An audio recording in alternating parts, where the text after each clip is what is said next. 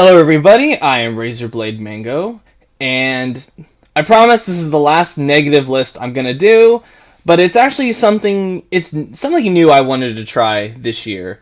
So, last year and the year before that, I believe I had like the worst games of so-and-so year, which I'm not gonna do this year because there really only are a few that I wanted to talk about, and I already talked about one of them in my most disappointing games of 2015 list.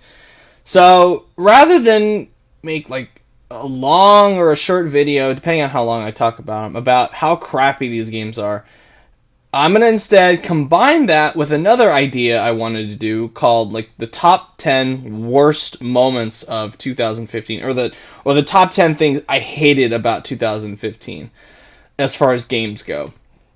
So I'll find ways to talk about my least favorite games of the year in here, which are Call of Duty Black Ops 3, The Order 1886, Evolve, and Dying Light. And Dying Light being my least favorite game of the year, which I really, really hated Dying Light. So, yeah, these are games that I have personally played. I refuse to play stuff like the new Alone in the Dark, or Tony Hawk, or Hatred, or whatever. I have no desire to play any of those. So instead, here is the top 10 things that I hated about 2015. Last negative list, I promise. So, number 10 is PS4's mediocre year for exclusives. And this is one that, hits me right in my Sony fanboy heart, because 2015 was shaping up to be a really great year for them. With the release of stuff like Bloodborne and The Order 1886 and Uncharted 4 and Until Dawn and some interesting stuff as well. But things didn't really turn out so well for them as far as exclusives go. And PS4 mainly relied on third-party stuff this year, or quote-unquote console exclusives. So really, out of all those exclusives, of Uncharted 4 was pushed back into next year. I mean, this year, technically. And even then, it got pushed back by another month. So, what was left, mainly, were Bloodborne and The Order 1886, the two big heavy hitters of the year. And we were hoping they would announce new stuff at E3, and they did. They put on a great E3, but nothing that really came out, during the holiday season when it really should have, when that really mattered. And instead, for the holiday season, they relied on stuff like Call of Duty Black Ops 3, which was a crappy game. Star Wars Battlefront, which was extremely disappointing, and various other things that were not exclusive to their stuff. So all the things that they've been advertising recently, like Destiny and Call of Duty, you can play that on the PC. Well, you can't play Destiny on the PC, but you get what I mean. You can play it on the PC. You can play it on the Xbox. You don't need... You can even play some of those on the PS3. The PS3. PS3 games. It's what they're advertising now for the PS4. So thankfully, not all the exclusives were disappointing. Yes, The Order 1886, huge disappointment. Lots and lots of wasted potential there. But we had Bloodborne. I love Bloodborne. Definitely one of the best games of the year. Until Dawn was pretty damn good. Big surprise there. Everybody's Gone to the Rapture was interesting. It's an interesting experiment that I don't think was as successful as it probably initially wanted to be, but it was still pretty interesting. I mean, you had Rocket League, which was a big boost for PlayStation, but you can get that on PC as well. And see, that's the pattern it's starting to fall into. And this is another thing I'll talk about later in this video, is they relied a lot on console exclusive stuff when you can easily find it on PC, or they relied on stuff that exclusive DLC. Look, guys, I didn't buy a PS4 for the exclusive DLC. I mean, sure, there might be those few people that did, more power to them, but I personally did not buy a PlayStation 4 to get extra gear in Destiny, or to be the first ones to play the Black Ops 3 beta. I didn't buy a PS4 for exclusive DLC. I bought it for the games.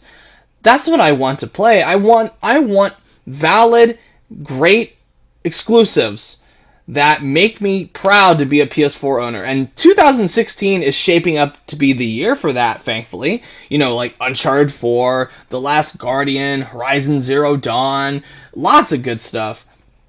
So yeah, it was a pretty mediocre year for exclusives as far as PlayStation 4 goes. Even Xbox didn't really have all their talk about the greatest Xbox game lineup in games history, and which I don't think really happened. But that's my opinion. And it's shaping up to be a great year for PlayStation. This year, hopefully they can pull it off. I hope none of the games that they're advertising for 2016 turn out to be disappointing. But there's always going to be that one or two. But as long as it's not a repeat of what happened in 2015, I'll be happy. So, yeah, that's my number 10 spot. PS4's mediocre display for exclusives. So, this year's your time to shine, guys. Make me a proud PS4 owner. Number 9 is virtual reality talk, or VR talk for short. So, yes, I know, there are people out there that are very excited for virtual reality and augmented reality and all these different realities beyond sitting on your couch with your controller and playing your games on your TV. That's fine. And if you're excited for it, don't worry, I don't think you're stupid. I don't want to look like an asshole when talking about VR. Because I'm sorry if that's the way I came across in my PlayStation Experience rant, because I was just very angry at the PlayStation Experience keynote. And yeah, that was another bad moment for Sony this year. So, what I mean is, I personally have zero interest in VR talk, and I'm really tired of people talking about it. And I personally don't want to hear about it anymore, because I have a very strong gut feeling that it's not going to catch on the way they want it to. I mean, we saw it in person at PlayStation Experience, at least in terms of the PlayStation VR. It still needs work, and it's still using the PlayStation Move controllers. Why is something next-gen, like a next-gen VR headset, requiring the old, the old wand-looking things from the PlayStation Move that barely anybody bought, and that, once again, Sony didn't support all that much? So, in terms of just PlayStation VR, let's just talk about PlayStation VR for just one sec. Look, guys, I know some of you out there are excited for PlayStation VR, and I don't blame you. It on paper, it sounds like a great idea. But the way they've been marketing it so far over the past few years has been very, very poor. And the games for it don't really look all that great. I mean, yeah, some of them look cool, and I might check them out if they were on the PlayStation 4, just without the VR headset. But these games don't provide enough motivation for me to want a PlayStation headset. And it just looks uncomfortable, and I just don't like... And I wear glasses, so I don't really like the idea of wearing this big headset over my glasses and having to adjust it every so often. And I'm sure there's a headset out there that would have the answers to my problems, it's a solution to my problems. And given Sony's past history with peripherals that aren't home consoles, come on, guys. Like, honestly, do you really think that Sony is going to support VR beyond a year or 2 years at the most? Because it's not going to catch on like they think it will. I guarantee you, when they announce it, it's going to be overpriced. It's going to come with, the most basic stuff. And it's not going to catch on the way people want. I mean, it's a peripheral. And it makes me sad that they're focusing so much on this when in the past they've proven time and time again that they do not have what it takes to support anything beyond a home console. Look at the PSP. Look, actually, let's go back to the PlayStation 2 era. Let's look at the iToy for the PlayStation 2. That thing got barely used. Let's look at the different models of the PSP they released. The PSP Go, the PSP 3000, those didn't catch on. Sony barely marketed them. The PlayStation Vita, which is basically never mentioned again by PlayStation except like on the side. So we're not getting any more exclusive stuff from Sony for the PlayStation Vita. So if they aren't going to support a handheld device when it's competing with Nintendo, what makes you think they're going to support a headset that's going to be overpriced, is not going to have the games to drive sales, and is going to just it's going to be underwhelming? I can see the future, guys. And didn't they just release a peripheral for the PS4 called PlayStation TV or something? I still don't understand what that is. And that was released like a year and a half ago. And I don't know what it does. And I don't think anybody buys it anymore. So that doesn't get support anymore. What I'm saying is, guys, don't trust Sony when it comes to peripherals. Wait a year and a half, then see where VR is at that point. And if you still want to buy it, and if Sony is still making the games for it, still putting in that effort, that marketing effort, then get it. But not now. Don't be excited for it now. Same with the Oculus Rift. Same with the Gear thing that Samsung is doing. There aren't any sellers for those yet. And yes, there is like a Minecraft.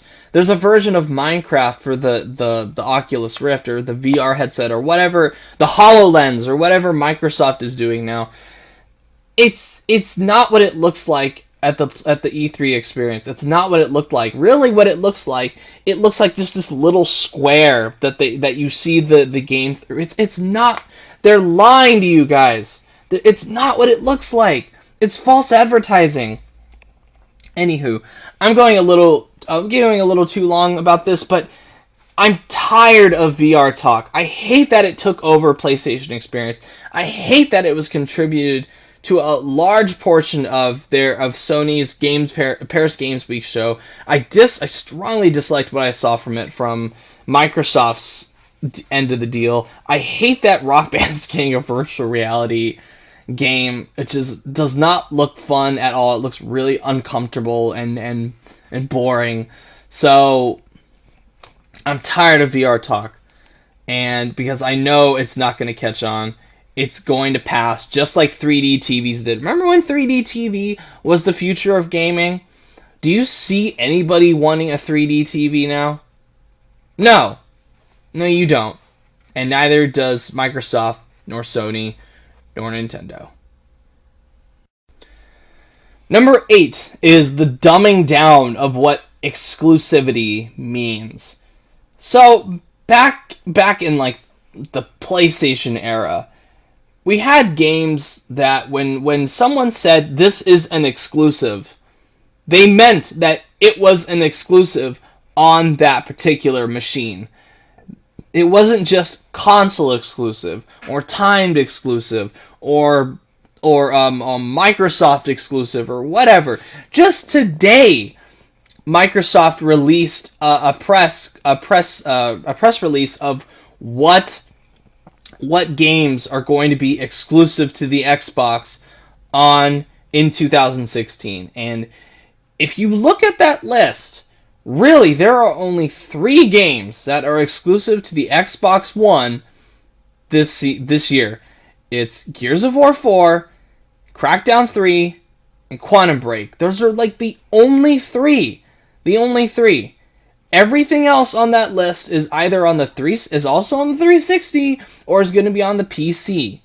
And same with PlayStation. When PlayStation announces, oh, look how many exclusives we have. And yes, objectively, they have more interesting looking exclusives in 2016. Well, maybe not. The interesting part isn't objective. But the fact that there are more actual PS4 exclusives in 2016. Hell, there's more Nintendo exclusive, more Wii U exclusives in 2016 than Xbox One has. Xbox One has stuff that's available on PC and Xbox 360, which I don't know why they're still developing for Xbox 360.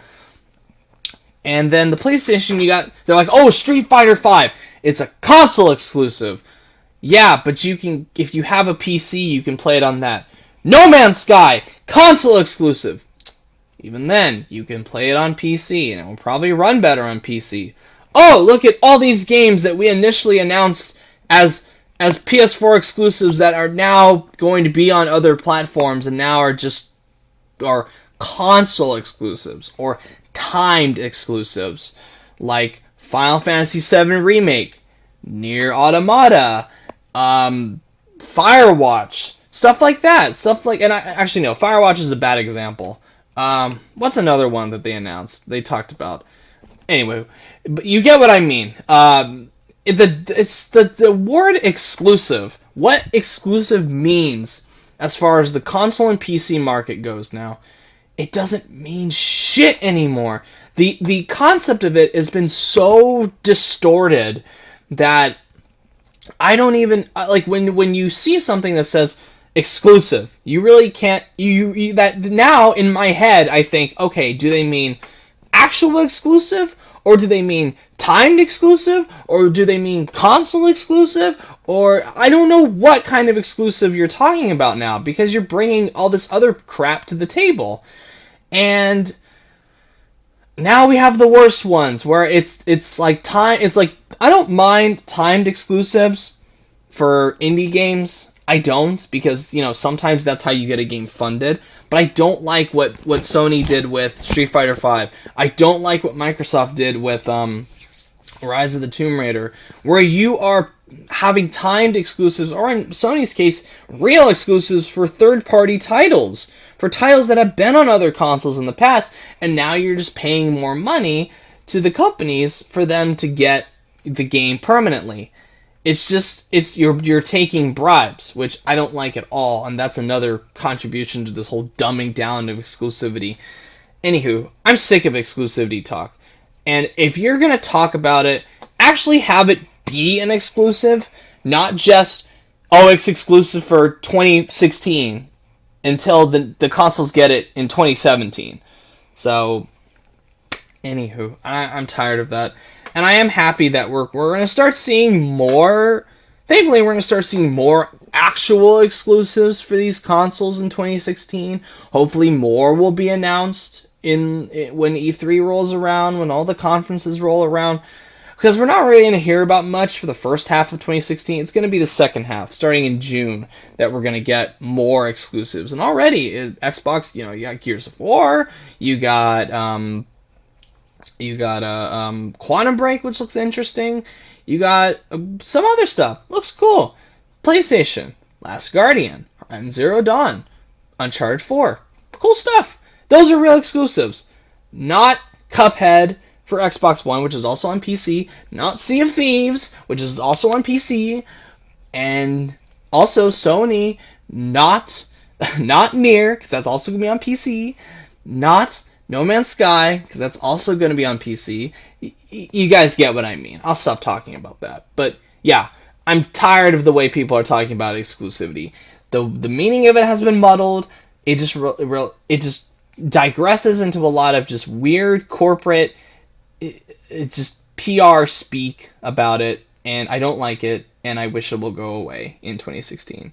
But it won't. It will probably get worse, and it will be on this list again next year. So, yeah, stop distorting the meaning of exclusivity, guys. Go back to what real exclusivity means. Go back to that.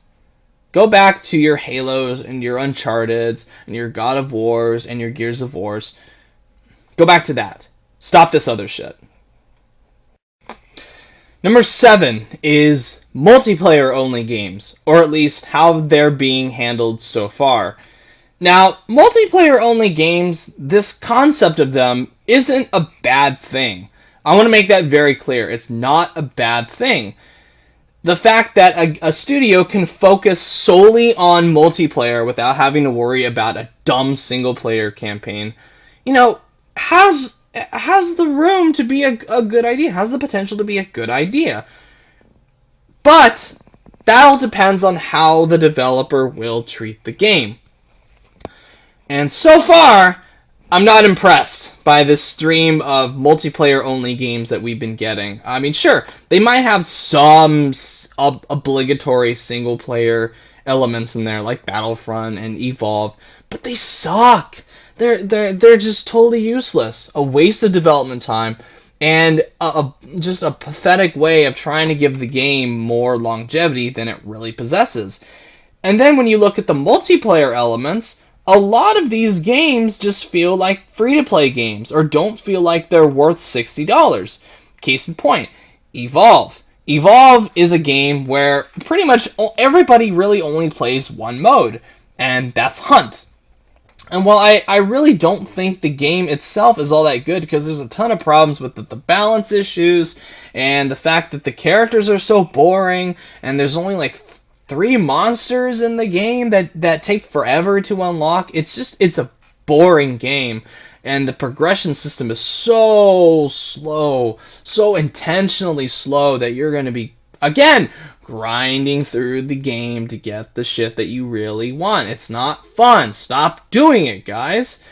And that game came with an appalling amount of DLC stuff. Lots and lots of cosmetic DLC that should have been unlockable in the game, and by the end, Evolve is dead. The community is pretty much dead. No one really talks about Evolve anymore, and I know a lot of people that forget Evolve even came out this year. It feels like an afterthought. Just a tutorial. Just a skeleton missing muscle tissue, meat, anything that would make the game last longer for the initial $60. And and damn, Evolve, 2 season passes. 2 of them. You got through the first one, and now there's another one being released, which is sad. And why wasn't this involved in the game? Why didn't you guys just spend more time working on the initial game? I don't get it. So Evolve. Then you had Titanfall last year, I barely touched that game. I played a little bit of it, and it was alright, but if that's what I was going to be doing for hours on end, I would get bored. I would just have been bored. And a lot of these multiplayer only games, you see everything you're going to see in a matter of hours at the most. And in like a few hours, you see everything Evolve offers. In a few hours, you see everything Titanfall offers. In a few hours, you see everything Star Wars Battlefront offers. Everything you see Rainbow Six Siege offers. This multiplayer-only stuff, and even vanilla version of Destiny, all of those games feel like skeletons. And there's some upcoming ones as well, like Gigantic and Fable Legends, which actually, those 2 actually are free to play. And which is good, because if those cost $60, I'm pretty sure people would be really pissed off. And then I think the Division is going to be an MMO, which we'll see how much Ubisoft adds into that game, because I don't think there's a single player element to it, but we'll see. But yeah, so what's the solution? Well, the solution is, number 1, have a game that's worthy of $60. If you're not going to have a single player campaign, you need to add stuff that would be which would be a suitable replacement. Add more modes, add more maps. It's just, you better come out with like a wealth of content for a multiplayer only game. Lots of really nice new features, lots of really fun customization, lots and lots of different ways of communicating with your friends, and private matches, for God's sakes. People, why aren't there more private matches in games now? Why can't I go into a private match and have AI bots running around? Why can't we do that? More of a blend of PvP and PvE. what Star Wars Battlefront should have done, what Rainbow Six Siege should have done. I mean, there's so much missing in these games, and I really dislike the way companies have been handling them now. And I hope 2015 was a wake-up call for a lot of these games, because the community for Titanfall is close to dead. The community for Evolve is close to dead. Star Wars Battlefront and Rainbow Six Siege are already being discounted and are already being offered, as like, try it for free. I think only Rainbow Six Siege did that, but try it for free and see if you like it. Or do the other solution where it either decrease the price. If Rainbow Six Siege was $20 or even $30, I think more people would be open to giving it a shot. Same with Star Wars Battlefront. We've heard it's sold really, really well. And if that's the case, fuck you.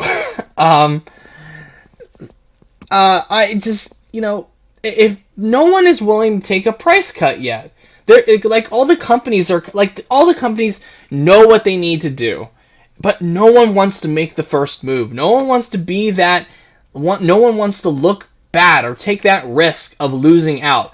But wouldn't you rather, cut your costs down, focus more on a smaller budget multiplayer only title, and then add in like the DLC stuff, which, if it's a great game, people won't mind purchasing. Even like the big $60 games, stuff like Rocket League. I buy every DLC thing that Rocket League comes out with. Why? Well, because I got it for free, number one, and number two, I love it. I think it's a kick-ass game, and I want to support it. You guys are giving me reasons to support you. What reason do I have from DICE or from Ubisoft or from EA or from Turtle Rock Studios to keep supporting your games? Where's the motivation? It's just not there, because I feel like I got gypped with the initial game. So if I feel like I got gypped with the beginning portion of it, what makes you think I'm going to come back for seconds? Hell, what makes you think I'm going to come back for thirds? We're not. If you mess with us and give us bare bones, we're not gonna want more. We're just gonna move on to something else, something that gives us the meat and potatoes that we are looking for. So, two solutions to this problem. Either focus on making a more substantial game for $60, or focus on making a smaller, more modestly budgeted game for a lesser price. The solutions are there. It's just nobody wants to take that risk first, or at least put in the effort. So, the solutions are there, guys. Boom, I just gave you two solutions right there. And I am not in the video game industry. I don't work on games. And there's two solutions from a dummy like me. What the fuck do I know? I mean, right there. That's what you guys need to do. And I'm pretty sure if any company did that, if Titanfall went the route of like free to play or something that costs $20, I'm pretty sure people would have been more forgiving towards it. I'm pretty sure the community would have stayed around a lot longer. Same with Evolve, and probably same with Star Wars Battlefront and Rainbow Six Siege. The solutions are there. Please use them. Number 6 is Nintendo's really, really dumb decisions as far as the Wii U and their image, their reputation goes. Especially their conflict with YouTube. A lot of people love Nintendo. I get that. I've bashed Nintendo multiple times on my channel. But here's the secret. I would love to own every Nintendo console out there. There are games on the Wii and the Wii U that I have had more fun with than most games I will probably ever play on my PlayStation 4. I would love to own a Wii U. I would love to own a 3DS. I would love to own like a lot of stuff that they've done. The thing is, they're not that good at maintaining that longevity with their products. I mean, yes, you'll have a game pop up every so often that's great, like Super Smash Brothers, or a Legend of Zelda game, or a new Mario game, or a new Star Fox, which I hope is good, and I hope the new Legend of Zelda is good. But, you know, they, for their first party stuff, they have a good reputation. It's just everything else that they need to really work on. And so far, it seems like the Wii U is pretty much on the verge of knocking on death's door right now. So, really, I don't know what's going to happen in 2016 as far as Nintendo goes, but this year, not that good. I mean, yeah, you had Splatoon, which was a big success, and actually ties in pretty well to the multiplayer only thing I talked about. You know, if you want to go another route like what Splatoon did, you know, people like Splatoon. I've heard the gameplay is really good. I personally have no desire to play it, but I like that their after game approach is focused on free content, is focused on making events happen, which will bring the community back. It will motivate the community to keep playing, which, you know, props to Nintendo for that, for Splatoon. But man, did they fuck up with the whole YouTube thing. Their YouTube policy, which I made a video about if you want to check out one of my videos in the past, was about basically saying, fuck you, give me your money. Which, you know, you have to pay a portion out to, at least to my knowledge from people that I've talked to, you have to pay a portion out to YouTube and Google and certain companies. But, you know, the majority of the money from the ad revenue is yours. And Nintendo is saying, no, it's not. You're going to get a so-and-so portion amount, and we're going to get most of it because, I don't know, because these are our games. You know, Super Mario Maker should be a thriving YouTube community. And yes, you get the people like Game Grumps that will do playthroughs of YouTube stuff, of Nintendo stuff, because they have that partnership with Nintendo, to my knowledge. But what about the common people? What about people that just want to have a channel just based on Mario Maker, or Splatoon, or The Legend of Zelda?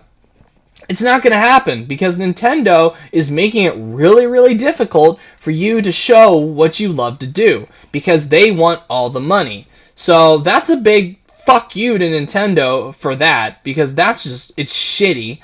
Also the way they've, not recently, because recently they've been doing a little bit better with their amiibo stuff. But before, oh my god, the way they did these amiibos, whoo! I mean, these were a disaster. I mean, people I personally know that had to deal with the launch of amiibos. It was horrible. The systems would crash. Nintendo barely offered any kind of reasonable or functional way of making it easy to pre-order them. They would give the wrong time for when pre-orders would go up, so it's like luck of the draw for when you would get them, and they would barely make them. And the whole amiibo thing earlier this year was just a fucking fiasco. And yeah, that's on Nintendo. Nintendo really screwed the pooch on that. And even though now they're starting to promote amiibos that have features locked behind it, like the Shovel Knight amiibo, which I made a rant about, you know, that should have been the definitive version of the game with co-op mode. But co-op mode is locked behind the amiibo, so you have to spend more money to get co-op. You have to buy a toy to get a mode that people want. Wow, that's stupid. That's stupid. And then you have them making these Animal Crossing games that are all about these amiibo cards and amiibo this and amiibo that. And I hope people get tired of amiibos in 2016 because they are really hindering their exclusives. They're a lot of the stuff they're advertising from their games is amiibo centric, and a lot of people have really just jumped the ship by now because it's more hassle than it's worth. Blech. Tongue-tied like a motherfucker right there. But yeah, Nintendo just really made some really dumb decisions this year. Stuff that affected the livelihood of some people, especially if YouTubers only owned a Wii U. I mean, they were screwed. If they wanted to do something cool with YouTube on YouTube, with Nintendo on YouTube, they had to go through Nintendo and have most of their money taken away, which was terrible. I mean, this is something that I expect from EA or Ubisoft or Activision, not from Nintendo. Why is Nintendo doing this? Stop it. Stop it, Nintendo. And yeah, it was just a pretty, I mean, it was not a terrible year for them, but some of their decisions were just stupid, just terrible, really, really terrible. So I hope they fix that, and I hope they get back on track next year with the NX, and the Wii U can finally die like they want it to, so they can move on to something else. But even then, we don't know what's going to happen with the NX, so don't fuck it up, Nintendo. You got a lot riding on this. Number 5 is shady crowdfunding campaigns. Ooh, this is a doozy, because when you do a crowdfunding campaign for anything, the currency on Kickstarter or FundMe or whatever you're going to use isn't money. It's trust. You're expecting people to put a lot of trust into you, and the people that contribute, you're putting a lot of trust into them. And sometimes they're not trustworthy. I mean, take for example Red Ash, which was from Keiji Inafune. That was another disaster, and I wanted to do a video about that, but by the time I got a chance to, it was kind of just old news. So I want to talk about it here. What happened with Red Ash was just pathetic, and really decreased a lot of my anticipation for Mighty Number 9, because it really showed that Keiji Inafune might not be trusted. And the guy that made DMC and Bayonetta and Beautiful Joe, he was probably right. That this guy is he's just a businessman. He doesn't give a shit about the gaming industry overall. So, I mean, it's just, you know, it was an ugly situation. He hadn't even finished Mighty Number 9. It got delayed. They hid the fact that it was delayed for weeks until finally, like, their whole thing with Red Ash was over with. So not only did they want, I think it was like $800,000 or $80,000 or some ridiculous amount for Red Ash. $800,000 for Red Ash, and then they wanted more money for a Red Ash anime when they hadn't even delivered with Mighty Number 9 yet. I mean, talk about greedy. I mean, really, like you're putting the cart way before the horse there, buddy. And thankfully it backfired, and then like he got a lot of shit for it, and it turns out the money that you were putting towards the Kickstarter campaign, it wasn't even gonna not fail, because they already had a publisher lined up. And I don't buy this bullshit about how, oh well, hey, guess what, at the last minute we got a publisher, guys, hey, we got a publisher. And it's like, no, I'm sorry, publisher deals don't happen overnight. Alright? I'm pretty sure they had this in the works, and I'm pretty sure they had this as a backup plan in case the crowdfunding for Red Ash failed. So, and this is not a knack against Red Ash, the game. You know, the game itself might be great, but the way it was marketed and the way it got introduced to the world was terrible. Was just a gigantic slap to the face of people that not only like Keiji Inafune and like Mega Man, but people that contributed towards Mighty Number 9 without even seeing the results. So that was a big disaster. Also, the whole thing with Shenmue 3. Now, this is an interesting situation where that was like major brownie points for Sony for showing Shenmue 3, which is also going to be available on the PC. Again, another exclusive, quote unquote. But this was also a very shady campaign, because it was like $2 million they wanted, and it's like, if we get $2 million, the game will be funded. And no, that's not how it works, because you need more money. And sure enough, we found out that Sony was putting some money into Yu Suzuki's hands, and he also got funding from other people. So what was the point of that campaign? I don't understand why they couldn't have just gone on stage and announced, hey, we're going to be helping fund Shenmue 3.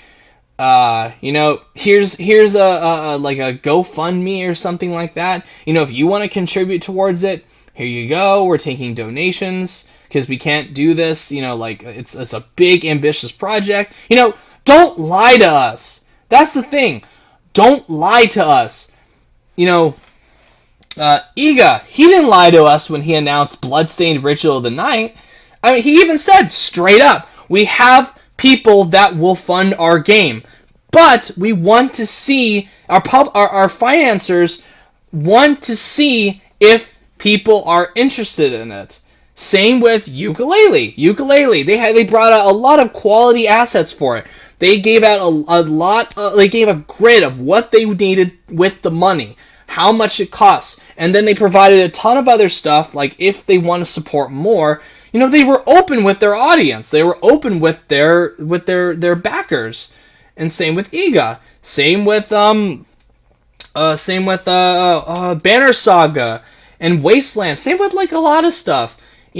This is how you do crowdfunding. Not this like shady. You need to stop thinking like this. Stop thinking like a AAA publisher where you're doing shady bullshit.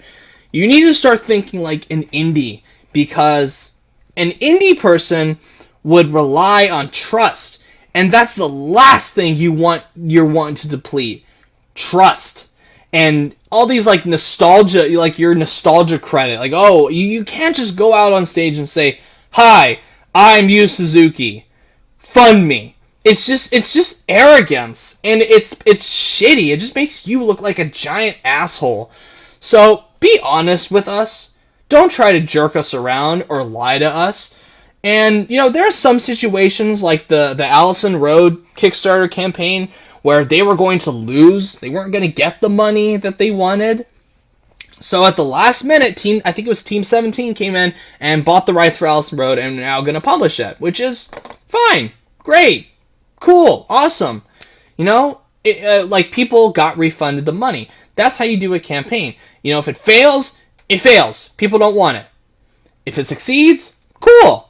Just don't jerk us around. Don't make us feel like we wasted our money on something. So stop it. Stop doing these like shady crowdfunding campaigns. And I swear to God, if I see Ubisoft go on that stage at E3 and announce Beyond Good and Evil 2 as a Kickstarter project, you can expect a rant that day. I won't even talk about their conference. I'm just going to talk about how fucking stupid that will be. Because I can see it, especially with Shenmue 3 being the gigantic success that it was on Kickstarter. It fucking crashed Kickstarter, and Yu Suzuki is still asking for money, because apparently the money he's getting from Sony isn't enough. And I don't know why Sony couldn't have just written the check for that $2 million that he wanted from Kickstarter and given it to him, which I just don't get it. That whole situation was just really, really stupid.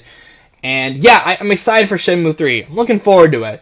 But again, like the game itself can be impacted by the way you bring it out. And same with Red Ash, Shenmue 3, and Psychonauts 2. Again, it's another damn crowdfunding project when they could just use it from the funds of Broken Age and all these other games that Double Fine is doing. I don't know.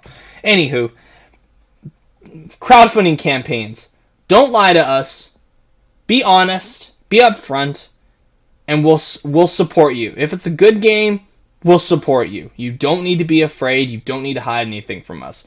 Because everything you hide from us will eventually, in the age of the internet, everything you hide from us will be brought to the light. And it will make you, not us, you, look bad. Number 4 is Square Enix. Being Square Enix. They had a decent first half of the year. They did. They weren't announcing anything stupid. They had a decent E3 showing. They showed Kingdom Hearts 3. They had the Final Fantasy VII Remake, which got a lot of points for them. And I loved what they showed from Kingdom Hearts 3. Very happy about that. And then, in the second half of the year, things just started to go. They did show some cool stuff. Nier Automata looks pretty cool. Star Ocean 5 looks awesome. Really looking forward to that. But yeah, it's like, I don't know what happened. They just regressed back to the way they've always been. With I think it started with the Deus Ex Mankind Divided pre-order thing to augment your pre-order thing, which flopped, thank God. Everybody was pissed off at that. So bad that they even ended up canceling that, which, good, thank you. And even Dragon Quest Heroes, which I liked. I liked that game. That was actually a pretty good game, so that's a few points for them. And then the Final Fantasy VII. The Final Fantasy VII Remake being episodic, oh dear lord. Oh, I love what I'm seeing from the game. I think it looks amazing, but I'm very, very concerned about that they're splitting it up into multiple games. I mean, to me, this feels like the Hobbit trilogy, where they're gonna bloat this shit out in order to make more money, which is most likely the situation. I don't care what kind of excuse they're gonna give. So, I don't care. I mean, that's what they're doing. Chances are I'll still end up probably playing it, but I'm going to be really concerned, and I'm keeping my eye on that. And that, oh my god, the Kingdom Hearts D23 disaster, and even when they finally showed the footage that they had from that event, it was so underwhelming, and they cut out some of the stuff that I really wanted to see, because I heard they had like the full conversation between young Xehanort and young Ericus, which is nowhere to be found in the trailer. Also, there was no footage. There was like this emotional scene that they showed at the end of the Kingdom Hearts 3 footage. So I don't know what happened with that. It wasn't there. All we got really was like the reveal of the Astro Blasters. One of the big moves from Birth by Sleep is making a return, and Sora on a slip and slide, which, hooray, that's exactly what I wanted to see for Kingdom Hearts 3 footage. That's exactly what I wanted to see. So yeah, it was just, it was just a bleh thing for them. And oh my god, if you guys tried watching their conference, I think it was like from Jump Festa, when they were going to show off the new Kingdom Hearts footage. I watched like a little bit of it. It was torture. And I don't use that comparison lightly. It was fucking torture. So, yeah, that's Square Enix being Square Enix. Basically just going to sum that up, because I've made multiple videos about the fuck-ups about from the second half this year. They got knocked. They like rose up in my mind, and then they got knocked right back down. So I hope Nier 2 is good. I hope Star Ocean 5 is good. I hope Deus Ex is good. Still looking forward to Rise of the Tomb Raider. I refuse to play that until it comes out on the PS4. And that was another thing that pissed me off. So fuck them regarding that, because I really wanted to play Rise of the Tomb Raider this year. And it sold so underwhelmingly, because, hey, that was a great idea, Square Enix. Cut out most of your audience so you can make more money. What the fuck? I still to this day do not understand their reasoning behind that deal. And I'm pretty sure they will never make it again. They won't ever do that deal again, which thank God, because it was a stupid idea then, it's a stupid idea now, and the results show. So, fuck you, Square Enix. Fuck you, fuck you, fuck you. Do better next time. Fuck you. Number 3 is microtransactions. We saw the rise of them in 2014, and they came out swinging in 2015. It was like almost every game that came out this year had microtransactions. It felt like every big AAA budget game from the usual suspects had microtransactions in it. You know, as much as I complain about Star Wars Battlefront, I give them credit that they didn't put microtransactions in it. You know, good job, DICE and EA for that. I give you credit for that. But my God, like Halo 5 introduced them. Call of Duty Black Ops 3 has them now. Destiny has them now. Rainbow Six Siege has them now. Assassin's Creed Syndicate, a single-player game, has them now. Rise of the Tomb Raider has them as in some form of like cheat code stuff or mode stuff. Which why are there microtransactions in single player games? Are we that? Or do you think we're that lazy that we're going to buy microtransactions to level up quicker? Oh, that's right, because you sabotage the fucking progression system. That's what happens. Mortal Kombat X, how could I forget? One of the worst examples of it. Easy fatalities. Really, Warner Brothers. Easy fatalities. Nice. That option to buy everything from the crypt. Nice. Assassin's Creed Syndicate has them, which I'm currently playing right now, and I'm actually surprisingly enjoying. I'm gonna ignore those microtransactions. Metal Gear Solid 5 had them. Hey, they have them. Not even Hideo Kojima could save his baby from the ugly disease, the black plague of microtransactions. And microtransactions just came out and went, "Rawr, I'm taking Metal Gear. No, don't take me. Rawr, I'm getting Metal Gear. What's this? Halo 5. Rawr, I'm putting it in there. Rise of the Tomb Raider single player. Don't give a fuck. Rawr, in there. Assassin's Creed. Rawr, Rise of the Tomb Raider. Rawr, Tom Clancy's Rainbow Six Siege. Rawr, right there.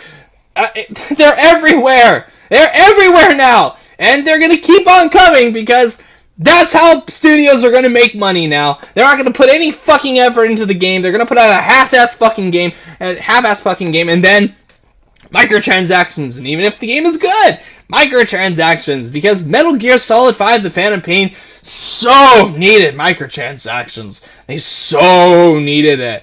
Oh my god, it's not enough that it's one of the most anticipated games of all time, made by one of the most acclaimed people of all time. Was Konami so afraid that it would undersell that they're gonna put microtransactions in there to extend it? But more on that later.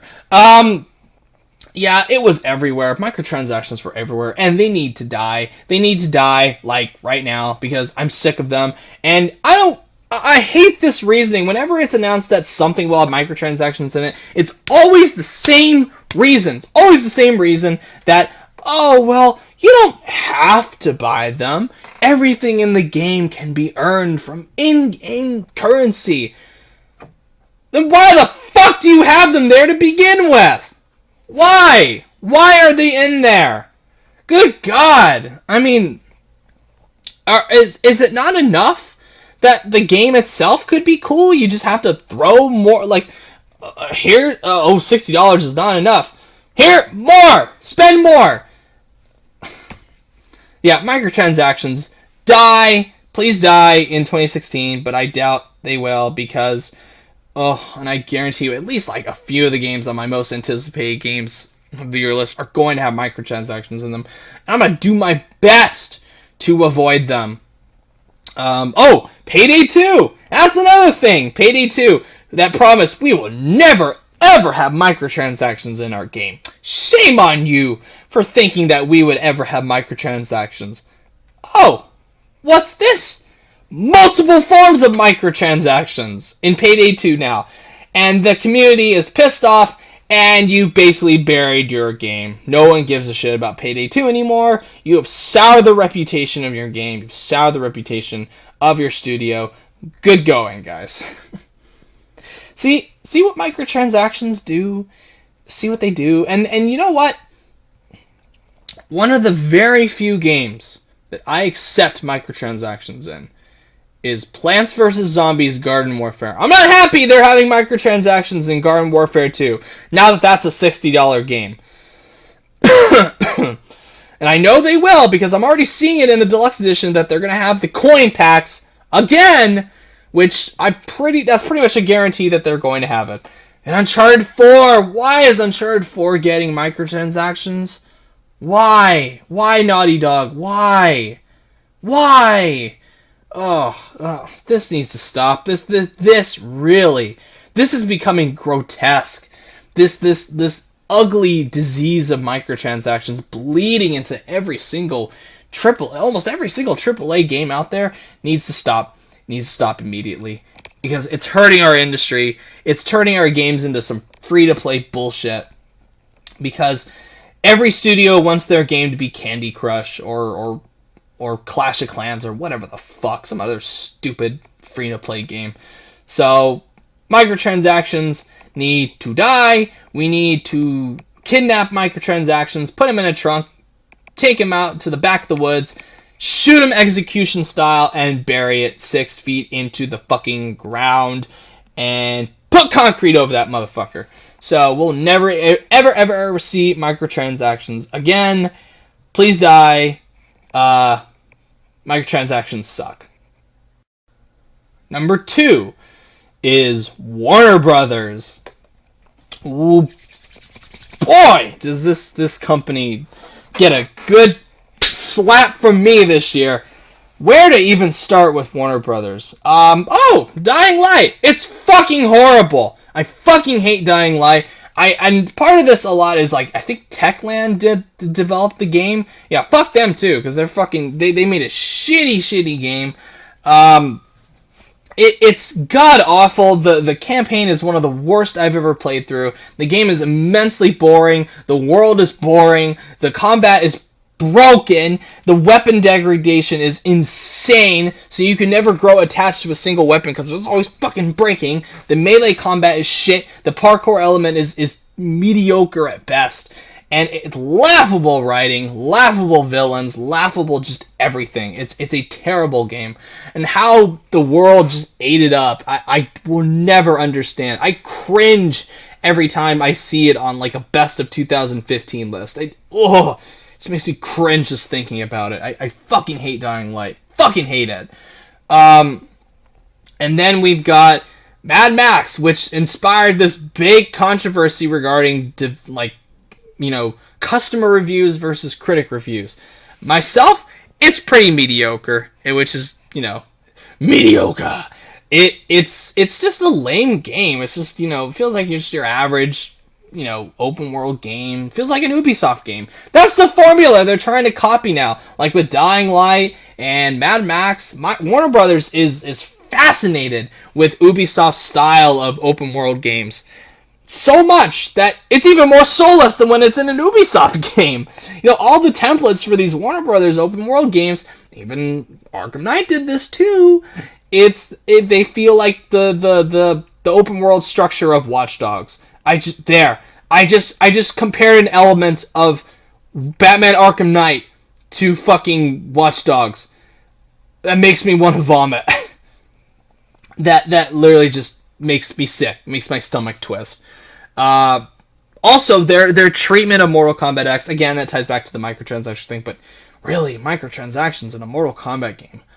Good God. The amount of DLC for that game. They're having a second season pass, which is stupid. Batman Arkham Knight was a huge disappointment. The way they fucked up the PC version of that game by outsourcing it to a console development studio. I don't know what the fuck kind of mentality they were having. It was stupid. Someone at Warner Brothers needs the fucking dunce cap stapled to their fucking head. Or maybe a group of people need the dunce cap stapled to their fucking heads because they're so fucking stupid. Why would you outsource a game to a PC version to a console development studio? What the fuck? That makes no sense. And they, did they feel the burn from that one? They were like, oh shit, people are pissed at us. So, not only did they take an unprecedented move from them, they took the game off of Steam, and they offered refunds for it, and I tell you, that it's not out of the goodness of their hearts. It's not because we value our customers. No! It's because Steam refunds went into effect. Arkham Knight was the first big game to have a Steam refunds be in effect, and people took advantage of it, and Warner Brothers had to go, oh shit, abort, pull that game from Steam. And then when it was released months later, it still didn't fucking work. And now it's just a really bad stain on their reputation with the Batman series. When people think of Arkham Knight, I mean, yeah, there are people out there that love it, and I guess I understand why. I mean, personally, I'm not a fan of Arkham Knight. I think it's extremely disappointing. But yeah, the PC version, no, universally known as a gigantic piece of shit. But yeah, they they done fucked up this year. You're off the hook for now, Ubisoft, as far as like the big bad developers go. Warner Brothers this year, woo boy, did they put a giant shit stain on their reputation. Also, the Arkham Knight Season Pass was total bullshit, and their effort put into the DLC was bullshit. And Warner Brothers is just bullshit, and they smell of poo-poo, and they're just, the shows are just as greedy as Activision, shows are just as greedy as Ubisoft, greedy as EA. That's a bad thing when you're being compared to fucking EA and Activision. Not good, Warner Brothers. And I think people sometimes forget about Warner Brothers because they're known like more as a movie studio than as a game development team.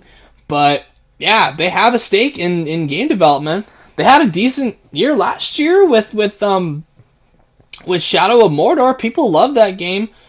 And now they just totally ruined it this year. So yeah, it's going to take a while to scrub that shit stain off their face. So until then, what I always say, shame on you, Warner Brothers. Just wow. Wowza. Shame on you. And the number one, oh man, the mother of all bad things to happen in 2015, Konami. Woo boy.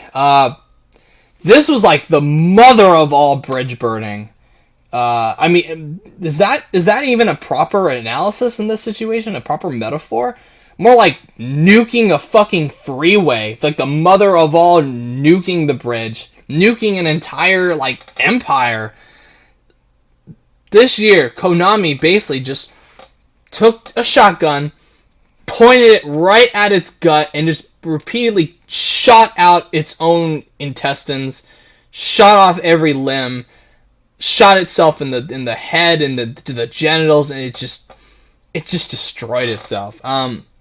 This all started back in, I think, March is when this started. When it was revealed that Hideo Kojima's name was being taken off Metal Gear Solid 5. His own game. He was not allowed to have his own name on the game that he created, or was like a big part in creating. His baby. And I think the website for Metal Gear Solid, his name and everything, Kojima Productions, it was just turned into just a generic Metal Gear section. So his name was being wiped off the face of the earth by Konami. Konami doesn't want you to know that Hideo Kojima made Metal Gear Solid Metal Gear Solid 5. What the fuck? So what? And then in April, we got this notification that PT, aka like one of the best things ever, it was like you were no longer allowed to play it if you didn't have it downloaded onto your hard drive. So even if you transferred hard drives and didn't download it by the time they basically took away your right to own PT, your right to download it. So that was fucked up. And like they went into the Sony servers. They basically like told Sony, hey, go into your servers and take out this game. We don't want PT in there anymore. And they did that, and nobody, unless you have it on a hard drive, nobody can get PT anymore. It is one of the very few digital collector's items, which is really cool. Cool in a way, but shitty for people that really wanted to play it and then found out, hey, fuck you, you're not allowed to play it anymore because we say so.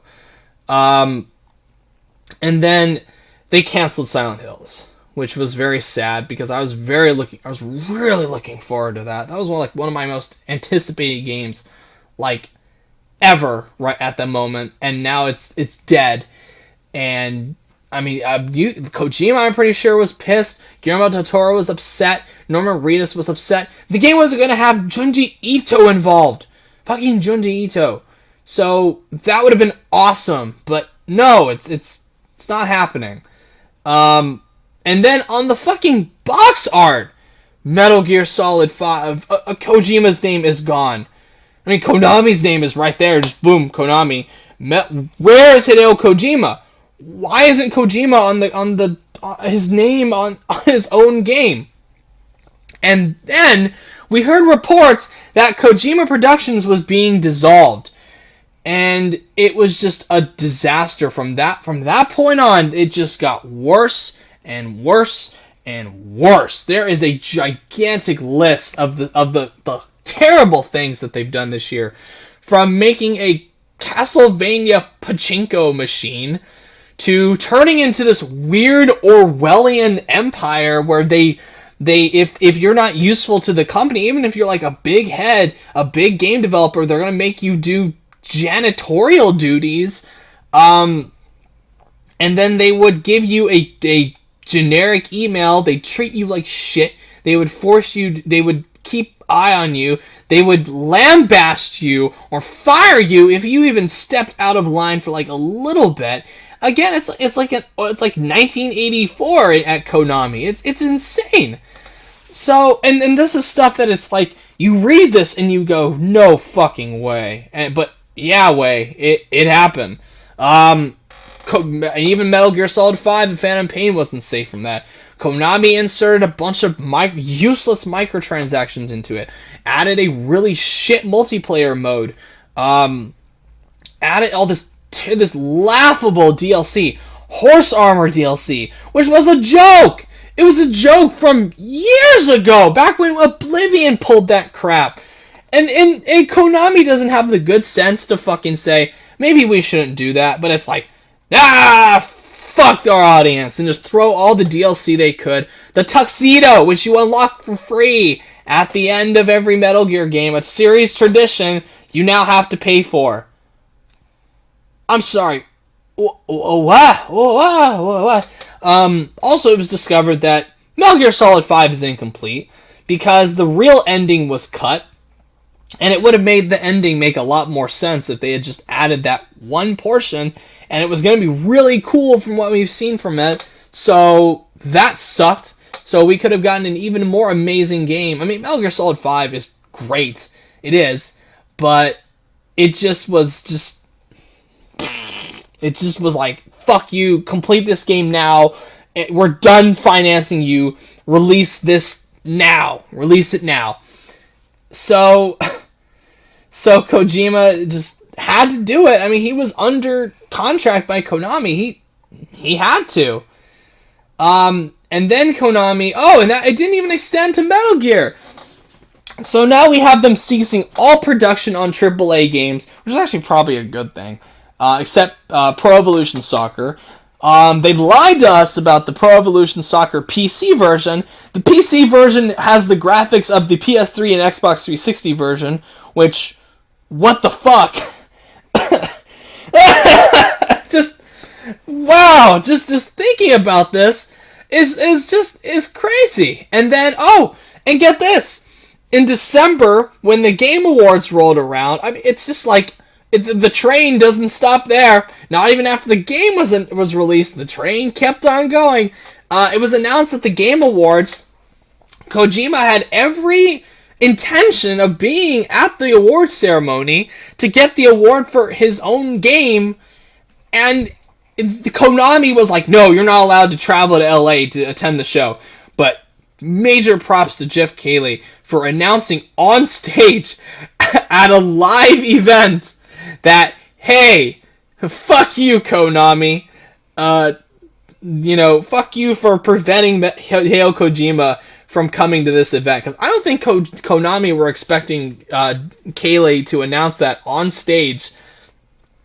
And, wow. It was just, wow. I mean, wow. And I know I say that a lot, but it's unbelievable. And then you got, like, Konami PR reps accepting awards for Metal Gear Solid 5, the Phantom Pain. You got Kiefer Sutherland accepting the award, which is weird. It was weird. His whole presence in that game is weird. So, But there is a silver lining to all this, thankfully. Kojima is free. Kojima is now, he made another Kojima Productions, and he's working on a game going to be released for the PS4 and PC, which is really cool. And I hope that game is amazing. It better be a fucking horror game, or I'm gonna be very disappointed. I mean, even it's probably gonna be a great game, but I hope it's a horror game, because I'd be really excited if it was. But yeah, 2015, man. 2015, guys. Ladies and gentlemen, Konami. Wow.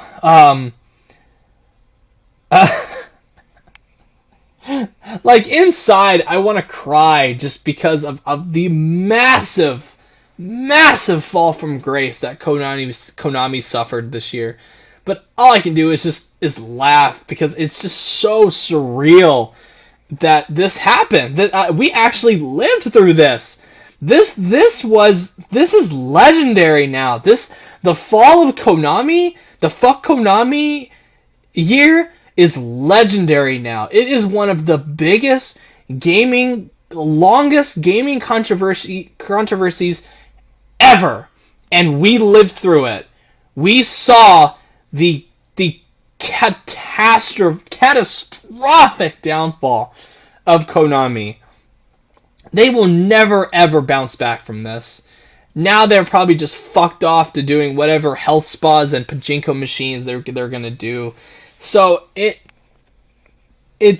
done. Konami is done. Kojima is free. He can do what he wants. No one's gonna give a fuck about Konami anymore. So this, I mean, it's weird that this has finally come to an end. But yeah, one more time, just for old time's sake. Fuck Konami. Fuck Konami. Right in its greedy, Orwellian, disgusting ass. Fuck Konami. Anywho. Oh yeah. Thank you guys for watching. If you like what you see, subscribe. Let me know if you have your own things that you hate about this year that you disagree with me on, that I forgot to mention. But just let me know. Let me know what you think in the comments. As far as like the next list, I'm probably going to talk about the best games. Either the best games of 2015 or my most anticipated games of 2016. So look for that. And if I release a list next week, it's going to be the most anticipated games. And if I release, if there are a few games that there's like one more game that I need to play before I officially have my list. So it might come out next week. I never know. But we'll see. So thank you guys for watching. Have a good one.